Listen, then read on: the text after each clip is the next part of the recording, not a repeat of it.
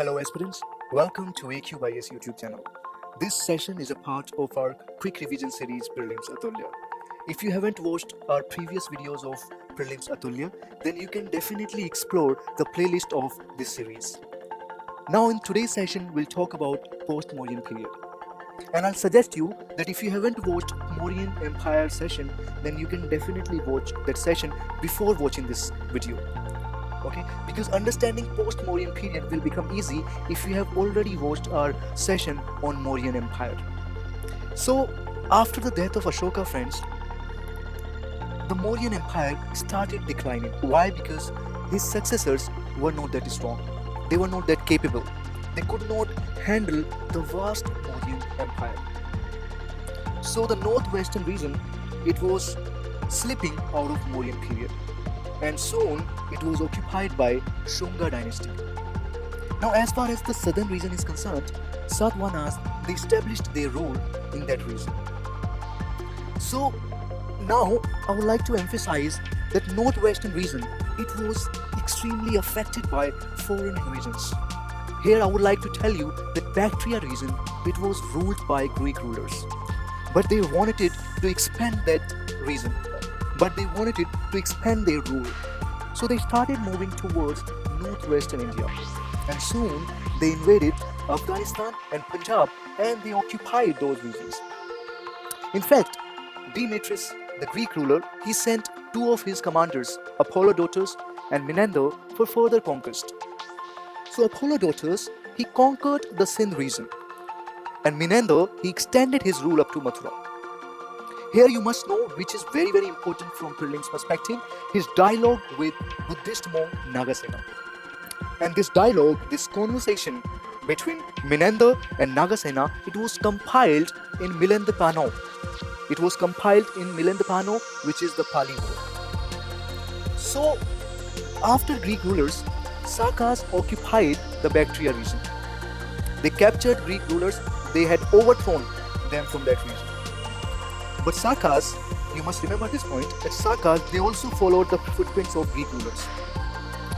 And here you can note that the founder of the Saka ruler was Mauryas. And the successor of Mauryas was Aziz. Now Aziz was considered to be the founder of Vikrama era.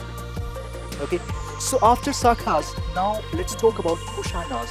And this is very important. Now Kushanas, they displaced Sakas and they captured the Bactria region. And they had followed the same strategy. And initially they seized the Gandhara region. And here you can remember that the founder of Kushana dynasty was Confucius.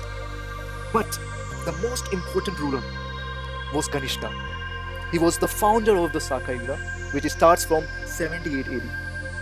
So he was also a very capable ruler. He had interest in art, architecture, he patronized so many religions.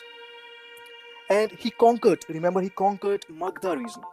And he extended his power as far as Patliputra and Bodh Gaya. In fact, he invaded Kashmir also. If you recall, 4th Buddhist Council, which was patronized by Kanishka, it was held in Kashmir. Now let's talk about his religious interest. Now Kanishka embraced Buddhism in early part of his reign.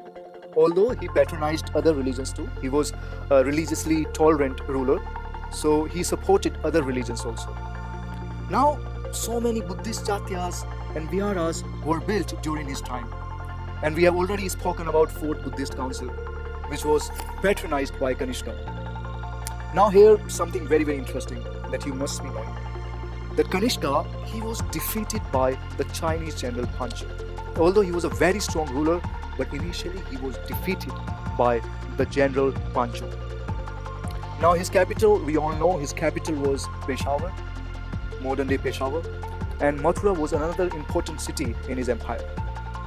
Now let's try to analyze the society and economy in those times. So Varna system, again, it was firmly established, and with these 4 Varnas, 4 ashramas emerged as the pillars of Brahminical ideology. This period, post-Mauryan period, saw strengthening of patriarchy.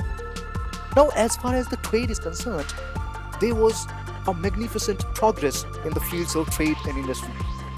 merchants, they organized themselves into guilds. And in those times, Satavahanas, which were silver coins, these silver coins were used for trade. And here you can note down one point, that Brahminism, it was also revived by Satavahanas. They performed Ashwamedhas, Rasuva sacrifices. Now, Gandhara school of art, this is very, very important. In fact, Gandhara school of art, Mathura school of art, and Amravati school of art, these schools of art have been favorite topics of UPSC. So we'll try to understand the significant aspects of these schools of art. Now, Gandhara art, it flourished in northwestern region, particularly in Peshawar region. And this school of art, it was patronized by Kanishka. Now, as far as the features are concerned, then little attention was given to physical features, and the much focus was on human body. And rich carving and elaborate ornamentation, symbolic expressions could be seen in those arts. And the main theme was Mahayana Buddhism. So this is also an important point that you must know. Now let's talk about Mathura school of art. We all know that it flourished in Mathura region. And it was also patronized by Kanishka. And images, Buddha images particularly under Mathura school of art, exhibit the spiritual feeling. So this is something which you must be knowing, that focus was on the spirituality. So it flourished in 1st century AD, and remember, it was patronized by Kanishka. Now let's talk about Amravati school of art. This is something I would like to highlight, that Amravati school of art, it was patronized by Satavahanas. Now, there is something that I would like to highlight about Amravati school of art, and that is that this school of art, it was patronized by Satavahanas. See, Gandhara school of art and Mathura school of art, these schools were patronized by Kanishka, and Amravati school of art was patronized by Satavahanas. So this difference should be known to you. Now, the material used under Amravati school of art was white marble. So this is something which you can notice. Now, the prominent places where this style developed are Amravati, Nagarjuni Konda, Goli, Ghantasala, Vangi. That's why it is also known as Vangi school of art. Okay. So these schools of art are very, very important. And we are expecting at least one question. So we are providing the content. You can revise these notes before your prelims. You can download the PPT and you can keep revising. These are very, very important topics. So if you have liked our initiative, you can subscribe our YouTube channel for more such videos, and you can follow our social media platforms for daily current affairs content. And if you have any suggestions, then you can mention in the comment section. So that's all for today's session. I'll see you in the next section. Thank you very much.